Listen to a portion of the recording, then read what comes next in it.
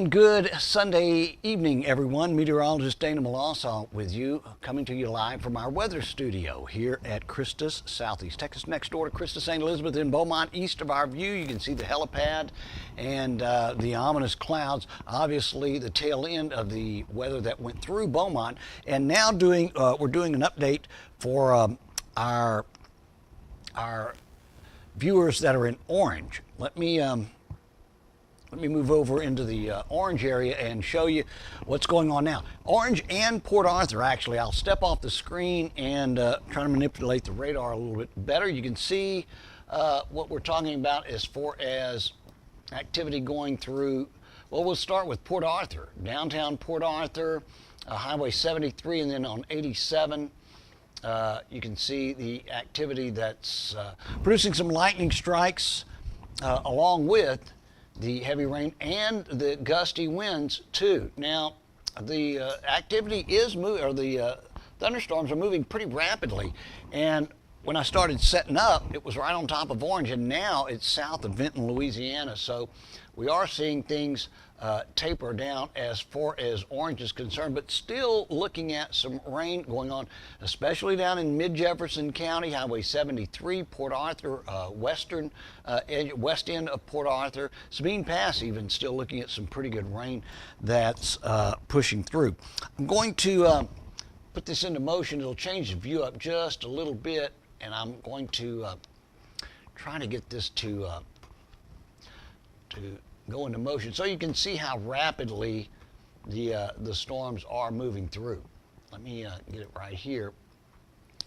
And you can see what we're talking about as far as how it's progressing more east than it is southeast, because I've had a couple of questions of people asking if it's pushing more toward the Gulf, and not so much as it's pushing east. So again, going through Orange, it's most of the activity now is south of Vinton, Louisiana, as far as I-10 is concerned, although we are looking at that rain going through Port Arthur too as we speak. So if you don't have to get out and about in it, obviously that's going to be our best advice to you.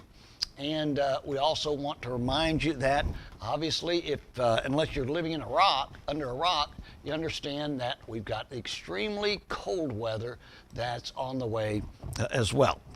In fact, so much so, this front will be providing temperatures tomorrow morning in the upper 20s in most areas. So if you hadn't already made preparations for it, obviously, what little you can do now this late in the game, take care of it. But if you've got friends, relatives that you know might live alone, or might need somebody to just call and check up on them, make sure that they're okay. It's not going to be anything that we obviously are unable to deal with, but it's always good to know that you've got somebody that's watching out for you. So if you've got an elderly couple, or maybe somebody that's living alone, just let them know if they need something, and let them know that you can provide that for them. Hey, if you're on Facebook, again, we're going to be pretty much wrapping it up after this, but if you're on Facebook now and would like to let us know where you're watching the broadcast from, that would be cool. I know that I did have